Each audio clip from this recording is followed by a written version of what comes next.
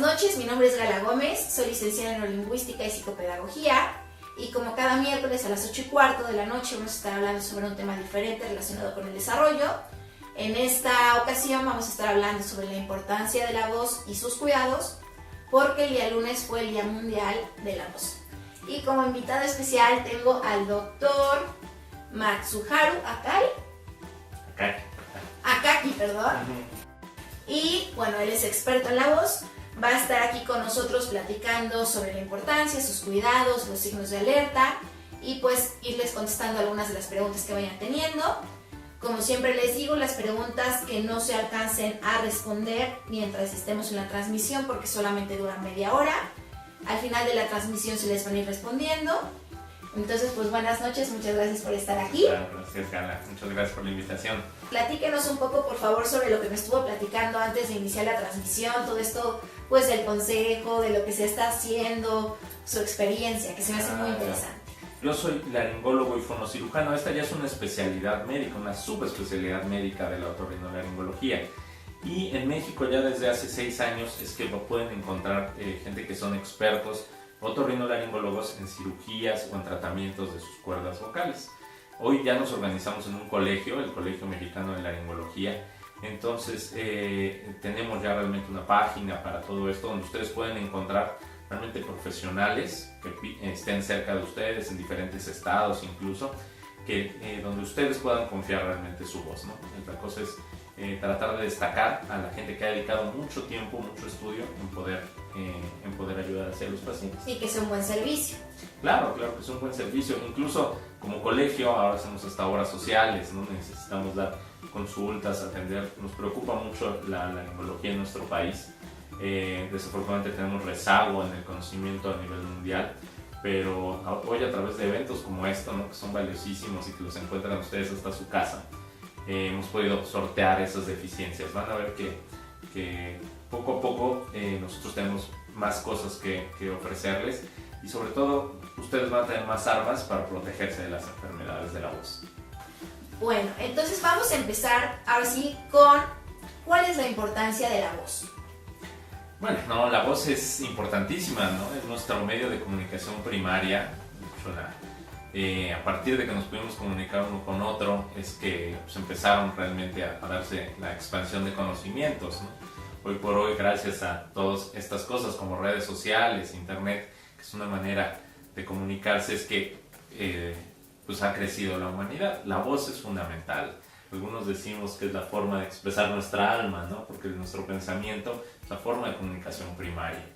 Entonces, la invitación es que pues, siempre la tengamos como un órgano vital, ¿no? Que pensemos en la voz todo el tiempo, no solamente cuando nos falla, cuando está enferma. Exactamente.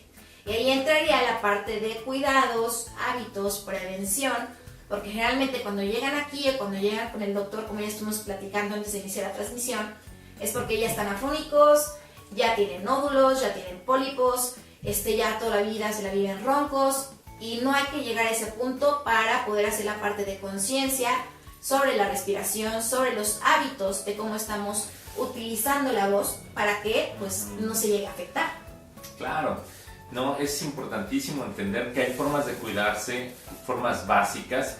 Yo a veces les pregunto a los pacientes cuánto tiempo podrían tolerar estar sin voz.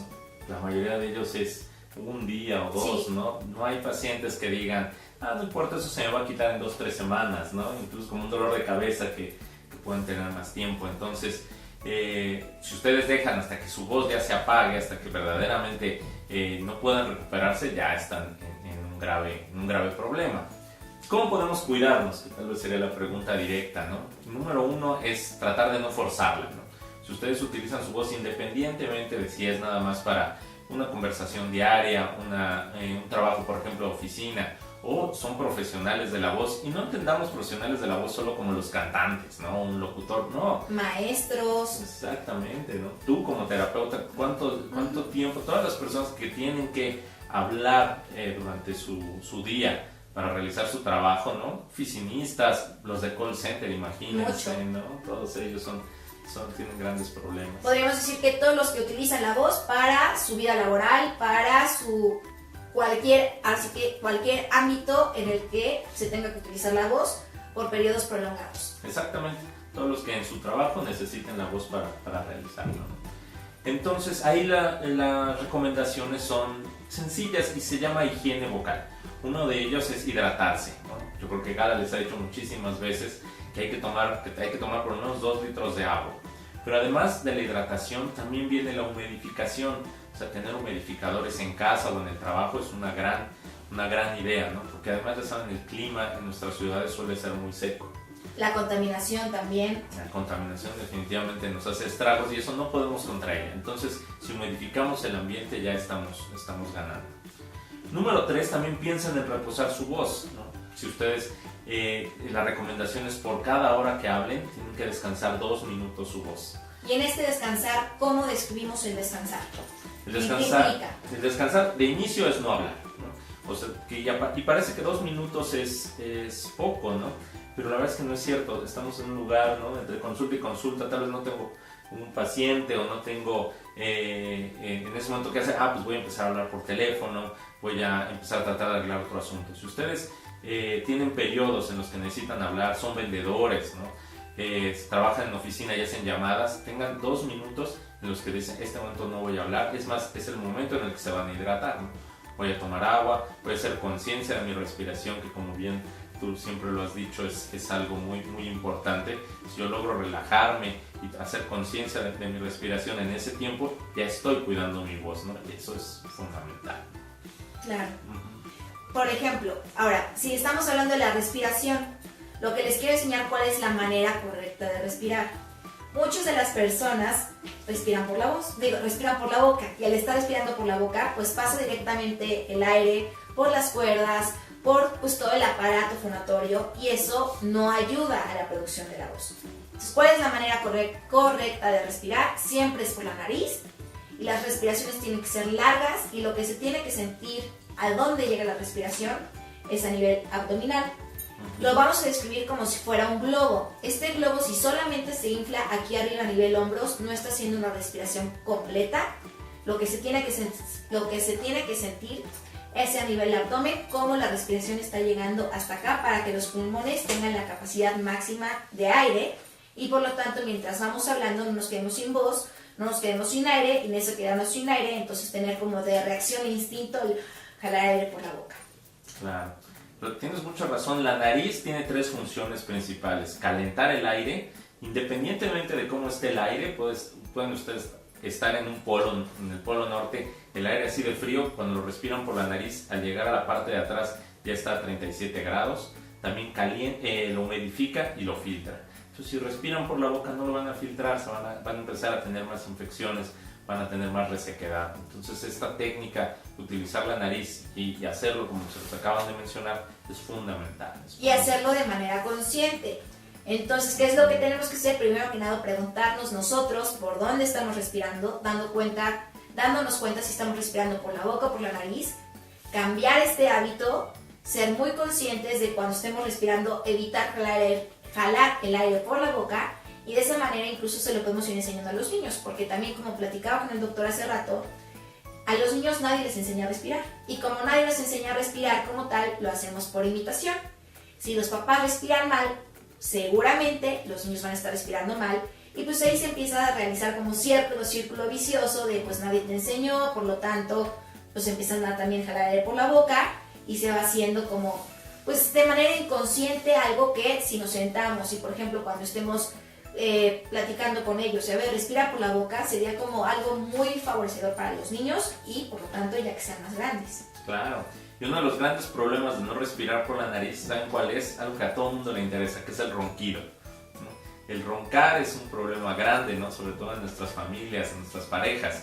Si estamos acostumbrados a respirar por la boca, probablemente también lo vamos a hacer durante la noche. Por supuesto. Y vamos a roncar. Y eso también significa que no se oxigena bien el cerebro y por lo tanto no descansan bien. Y hay otras como secuelas que van de no respirar bien. Claro. Claro, entonces como lo ven, no solo les afecta su parte del día a día, su parte laboral, sino incluso el dormir, ¿no? Cuando creerían que todo está funcionando perfectamente. Claro.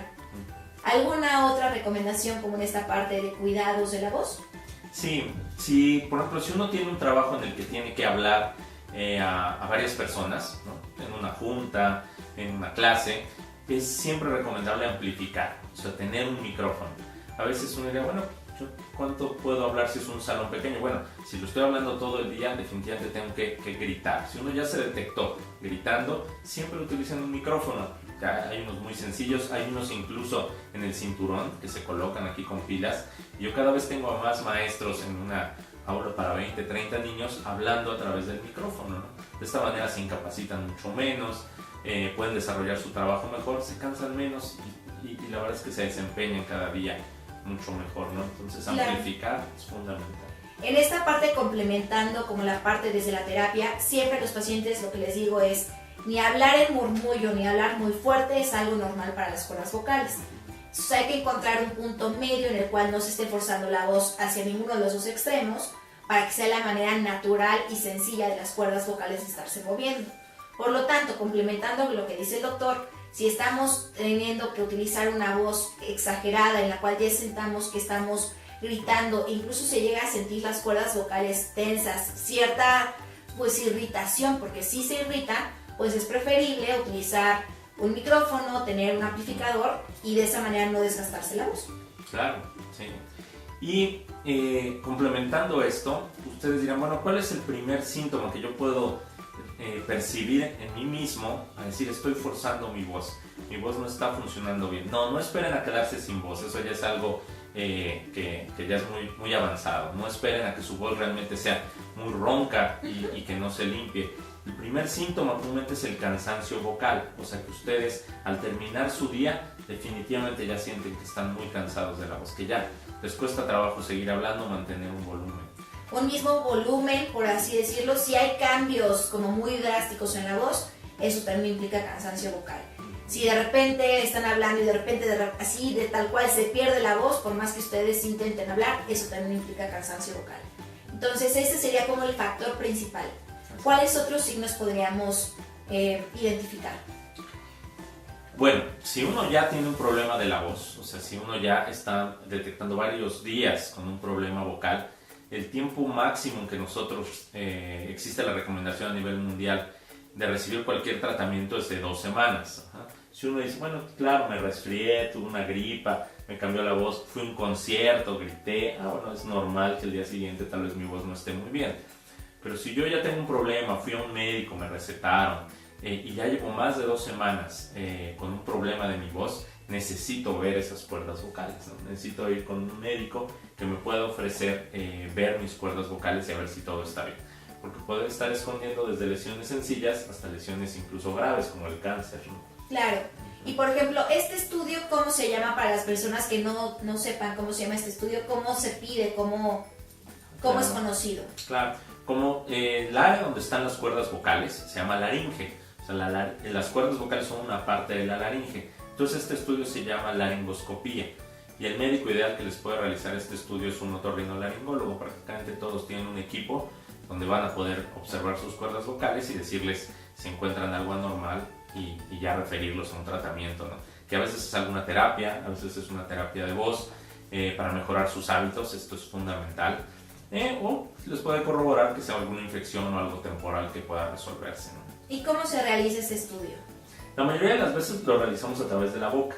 Tenemos unos lentes que entran por la boca y tienen la capacidad de ver justamente en 70 grados hacia abajo. Entonces si lo vemos de lado, entraría por la boca, se anestesia la boca para que no tenga nada de náusea y sacando la lengua se llega hasta la parte posterior. Ahí vamos a ver las cuerdas vocales y podemos hacer todo un análisis, ¿no?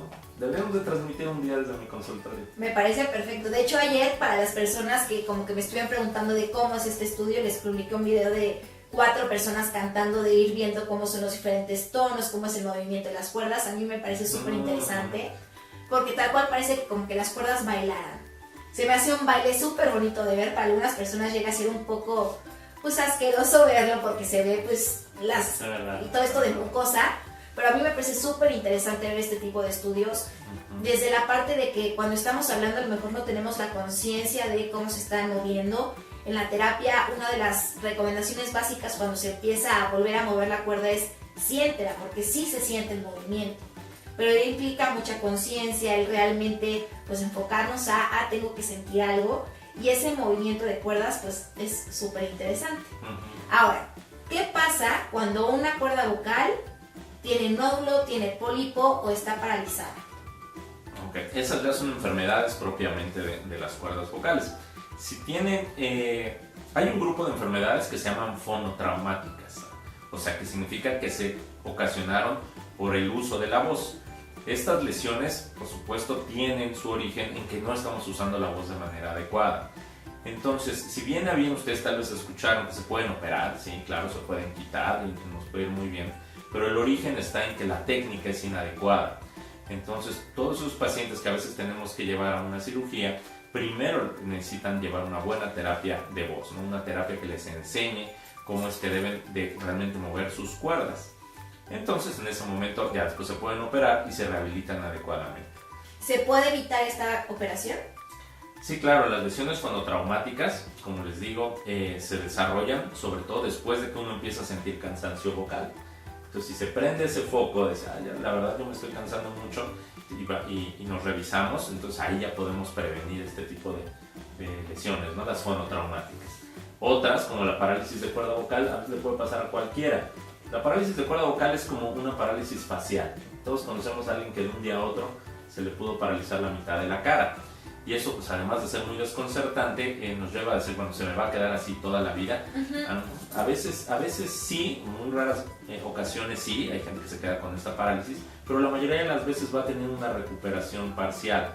Y es aquí donde hay diferentes tratamientos. A veces colocamos inyecciones en las cuerdas vocales y las recuperamos de inmediato. Algunas otras tenemos que buscar alguna causa porque escondan algo importante, o simplemente tener unos buenos ejercicios para volver a mover esa cuerda vocal. Me acuerdo mucho en el hospital cuando estaba haciendo las prácticas, tuve una paciente que la asaltaron y le arrancaron un collar y por eso se le paralizó la cuerda.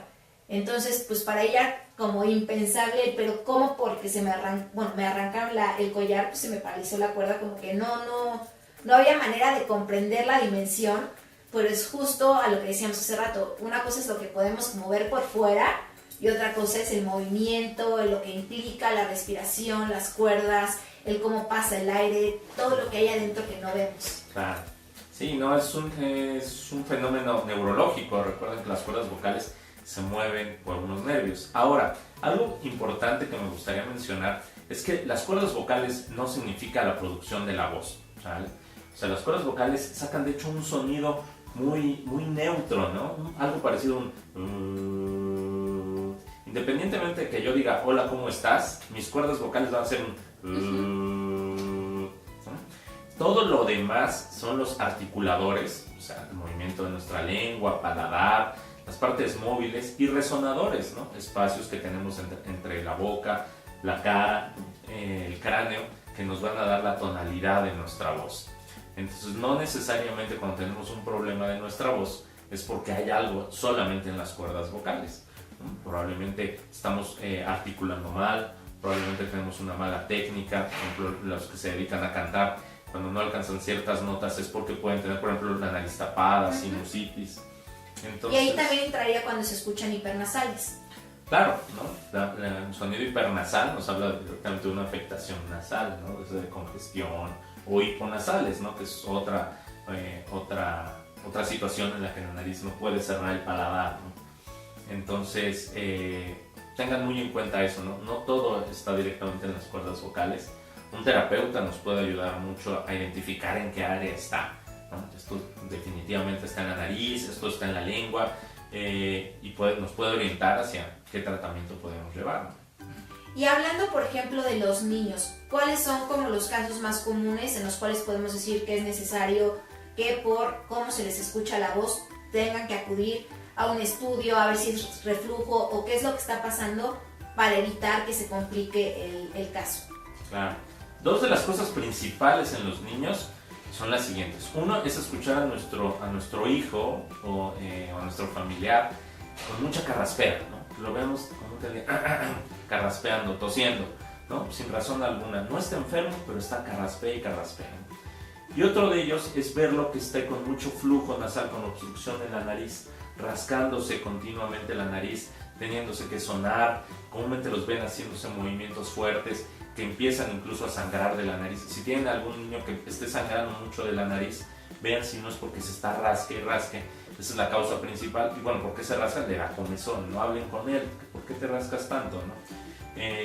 Entonces son de los síntomas principales, ¿no? Si estamos teniendo carraspeo, muchas veces reflujo, es acidez, están teniendo regreso del material o a veces solo gas del estómago hacia la garganta y les irrita, ¿no? Y eso es importante porque les puede dañar las cuerdas vocales de forma permanente.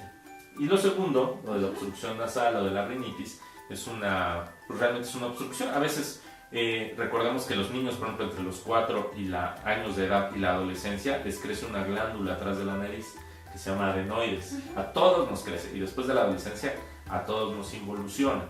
Entonces, de las causas principales de obstrucción.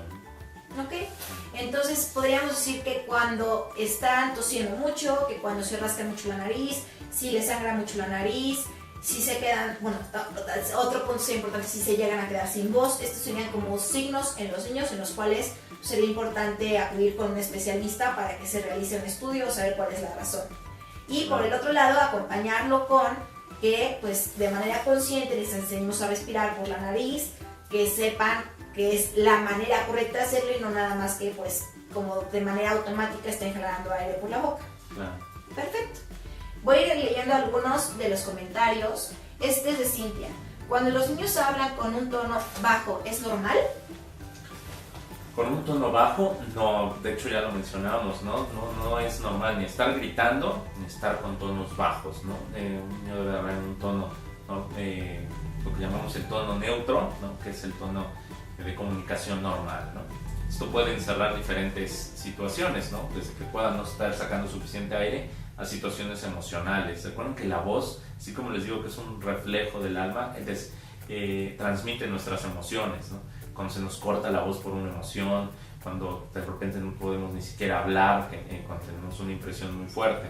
Entonces también se desarrolla ese tipo de cosas. Perfecto. Otra de las preguntas es ¿cómo se forman los pólipos y qué son los nódulos? Ok, esas son lesiones fonotraumáticas. De hecho, recordemos que las cuerdas vocales son como una V. Cuando hablamos, por ejemplo, si yo digo hola, ¿cómo estás? En ese momento es hola, ¿cómo estás? Y respiro.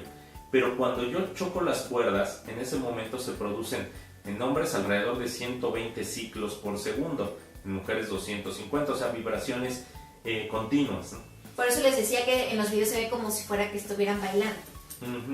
Y se ve como una ola que se forma ahí en medio. Entonces, cuando tenemos mala técnica vocal, comúnmente, o cuando tenemos alguna anormalidad en nuestra laringe, este choque empieza a producir inflamación. El equivalente, yo les digo a mis pacientes, como un callito, ¿no? Porque va creciendo, va creciendo, va creciendo, va creciendo.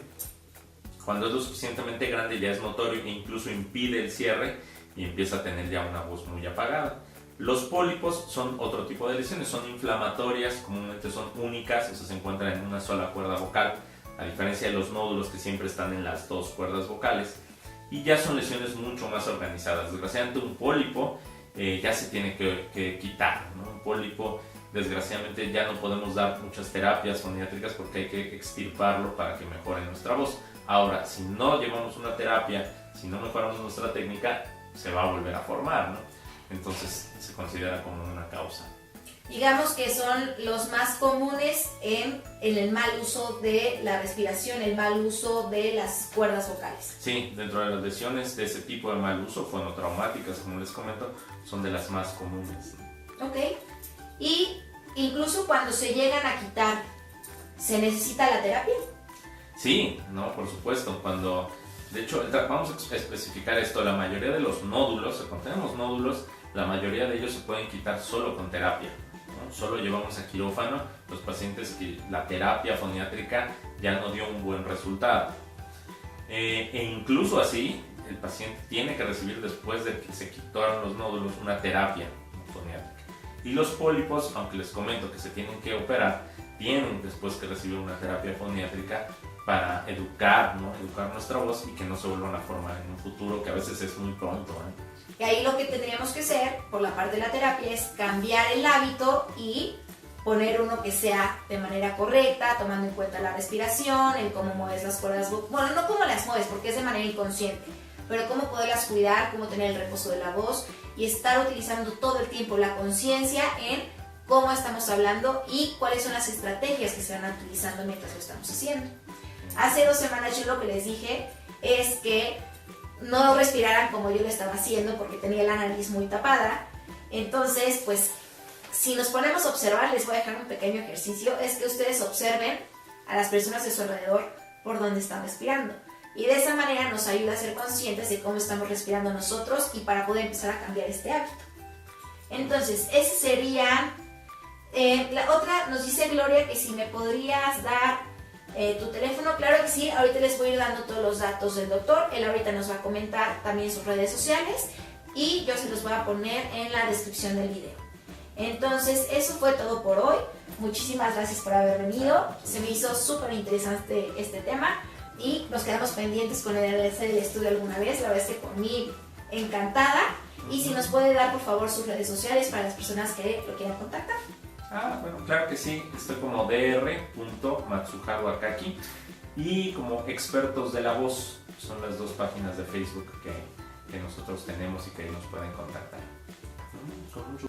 Y ahora, mencionando y regresando un poco sobre que el día lunes fue el Día Mundial de la Voz, en la publicación que yo hice fue como que este día lunes nos sirve para como hacer campaña de este día que esté muy sonado, pero realmente lo importante es cuidar la voz todos los días. No, por supuesto, cuiden su voz únicamente el día que la piensen usar, ¿no? Entonces todos los días, ¿no? Es un día, por supuesto, que buscamos hacer más difusión y más empeño en esto, pero ustedes, esto es el día a día, ¿no? Y como les digo, si van a perder la voz, difícilmente la van a perder de un día a otro, la van a ir perdiendo paulatinamente, ¿no? Por ejemplo, un ejemplo rápido es la voz de los ancianos, ¿no? Que a veces uno les oye una voz muy, muy apagadita, muy entrecortada, ¿no? Eso a veces se esperaría que es una voz normal, sin embargo no lo es. Que la voz se apague en una persona anciana se considera una enfermedad, que si damos terapia, si incluso hacemos algunos tratamientos, se recupera una voz adecuada, ¿no? Nuestros abuelitos no tienen por qué sufrir entre que no pueden hablar, que no los escuchan, son personas que se van a aislar, ¿no? La pérdida de la audición sí es algo esperado, pero la pérdida de la voz con el paso del tiempo no lo es, entonces ayuden también a sus familiares, ¿no? De edad avanzada en este sentido. Bueno, pues eso es todo por hoy. Muchísimas gracias por haber venido. Nos vemos la próxima semana.